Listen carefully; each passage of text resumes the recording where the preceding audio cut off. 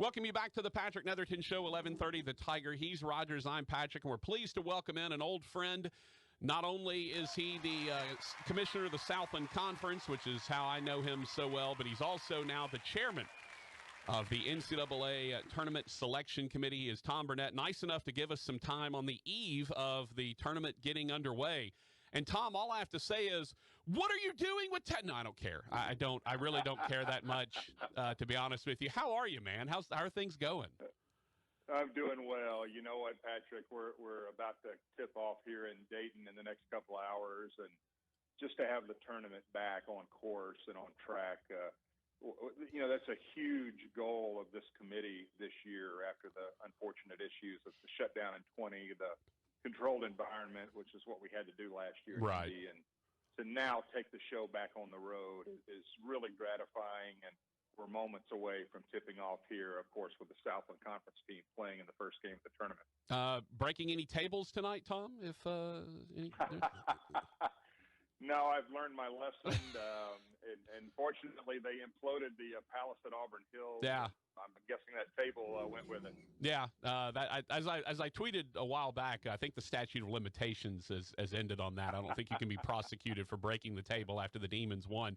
Hey, before we get into the tournament, you put out a really nice quote about Mike McConathy, and I just love your thoughts on Coach Mike. Obviously, he's basically been there as long as you have. So, what kind of your thoughts on Coach Mike after he announced his retirement?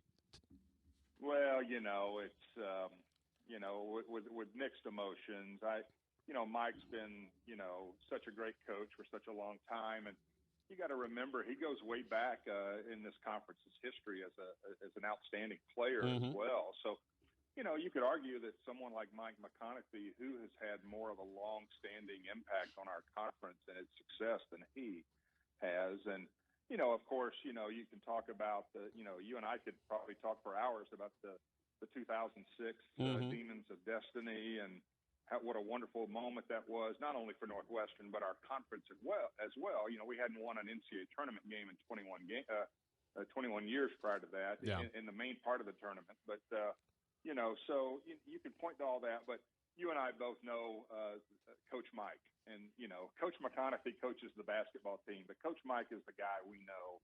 And just the lover of life, the selflessness of the man, his faith, what he thinks of his family, how he contributes to his community, and just ultimately how he, gets his young men as basketball players and leads them to lifelong success. Coach Mike is very special to all of us. I will admit we haven't always agreed on things like officiating, bracket, things like that. Mike gets pretty worked up about those kind of things. Yeah. But that's fantastic. That's part of the business we're in, and I can't say enough for what Coach McConathy has meant to me, and there's probably a lot of that he doesn't know, but he's a very special person to a lot of people. Absolutely. All right, the two main. I'm going to give you the tough questions now, so you can dodge them. The two major things we keep hearing about is A&M not in the tournament and Tennessee's underseeded. Obviously, we're in SEC country, so that's what we hear the most. Kind of walk us through the A&M stuff, Tom. Yeah, I think we were all watching and very impressed by the great run that A&M made, and in the tournament, and when you can beat Florida, Auburn, Arkansas in successive days. There's not a whole lot more impressive than that. And then, of course, your fourth game is against a terrific Tennessee team.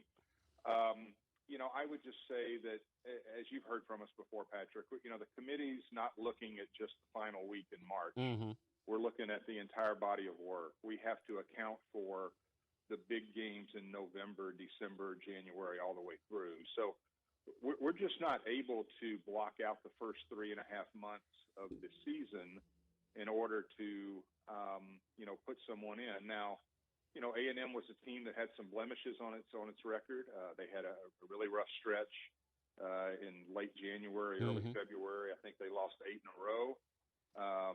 And the committee just doesn't feel like we can, ignore things like that. But it's not that the committee didn't think. As we know, they were one of the first 4 out, and they were right there. But ultimately, as the week started, I think, from the committee's perspective, A&M's path to the championship was to win their tournament. It's interesting to me, Tom, because I think we're all victims, and I do my best, and I say this every year. We're all recency bias is very real, and we see A&M making a nice run through the SEC tournament, and I keep saying this is 1, 2, 3, 4 data points on a 30, 31, 32 game schedule. People seem to forget that there was stuff that happened before what's gone on, and correct me if I'm wrong, but last 10 doesn't mean anything anymore. So that's correct. Yeah. So right. I understand where you're coming from. I know the A&M people don't want to hear it, but you do have to answer for how your team performed in a 7 or 8 game losing streak just as much as you have to have for a 4 game winning streak at the end. Yeah, there's no question that the recency bias, we're all guilty of that. We can all identify a team. And I will tell you, every person on the committee said, boy, look at A&M and how well they're playing at the end of the season. But we just can't disregard what happened earlier. We need big games in November. We need big games in December. And if you're only going to count the last 10 to 12 games of a season, I'm not sure we're going to get the major matchups that we see and love early in the season and, have led to all the MTE growth and the great television coverage earlier in the season. So, well before my time, I think Mike Sly from the SEC office as commissioner was the chair of the committee when they got rid of the last 10, 12 games as being a determining factor. Everything was together from that point forward. So, we've got these principles and procedures we've got to follow, and that's where the committee was on A&M. A lot of people love to talk about, and we have to kind of debunk this. I did the mock selection committee back, it's been a long time now. And the one thing that I keep telling people is it goes so fast and furious at the end when you start, because you seed for a while and you get the seed lines where you want them, and then you bracket, and the bracketing goes incredibly fast. And so you're not paying attention to, oh, well, look at this potential second round matchup that we can put. Everyone's talking about Duke and Michigan State. Just kind of walk us through a little bit of the committee's clearly putting these matchups together. This potential Izzo versus K and K's last year.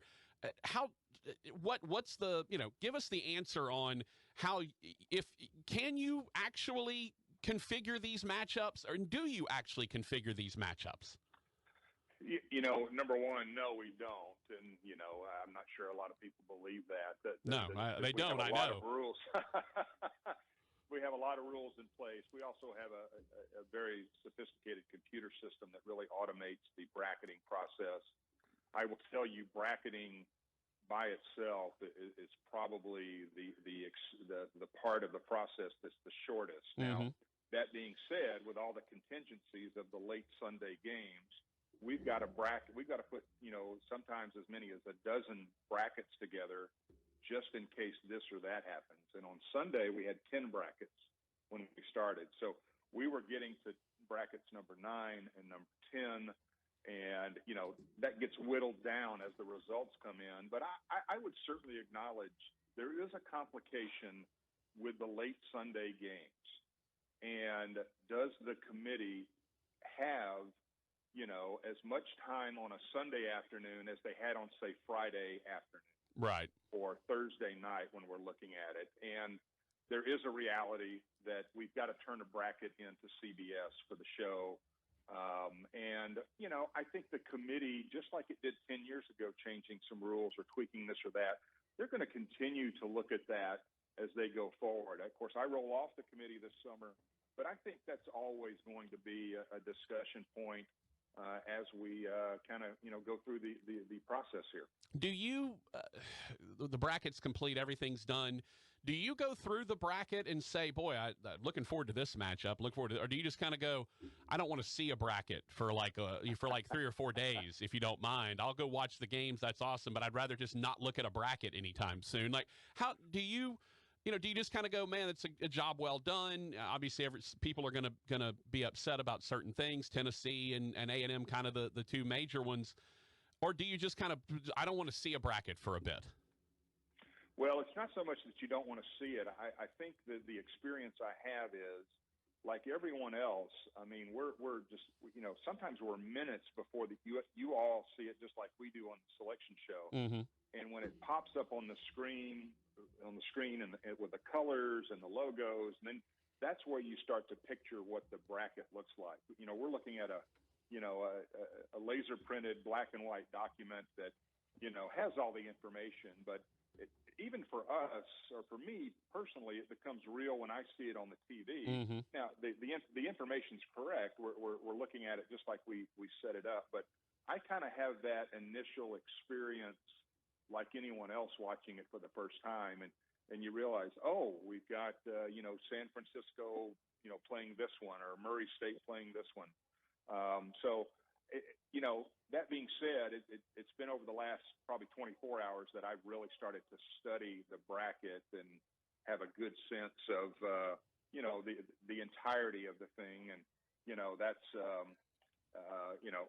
we were inundated with 10 brackets on Sunday. So right. You might imagine you need to take a deep breath or two and then study the bracket. Well, and that's what I said mostly about my experience with the mock selection committee is, you see the bracket and you kind of go, oh, I didn't realize that matchup was there. Like it's funny. You don't even pay attention to some of that stuff because there are the principles that you have to follow in terms of bracketing.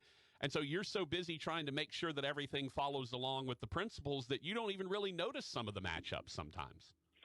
Yeah, you don't. And again, that's just part of, there's just no time on Sunday to, game the system and put things together or be cute or anything like that. And, a lot of people think that, or look what they did. They put, Rick Pitino against Kentucky or something like right. that over the past few years.